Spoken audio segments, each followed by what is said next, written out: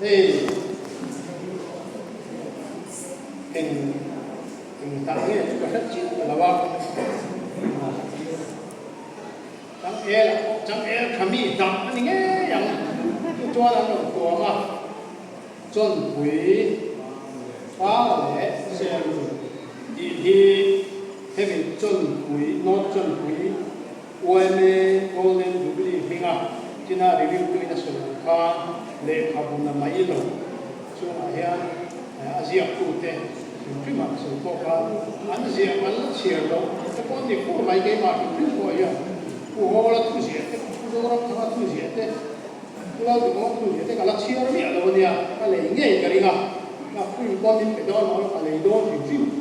vậy thì lấy chắc tụi riêng lệ trong cái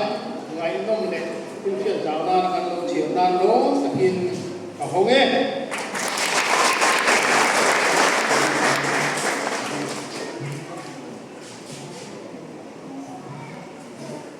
con thì hiện về chứ mà ngô qua lúc có cái hình làm khi nó đùa mà là một tất này women not chân quý bronze golden jubilee souvenir chân quý ba lệ xe lùi thì lỗ tập hình hông ấy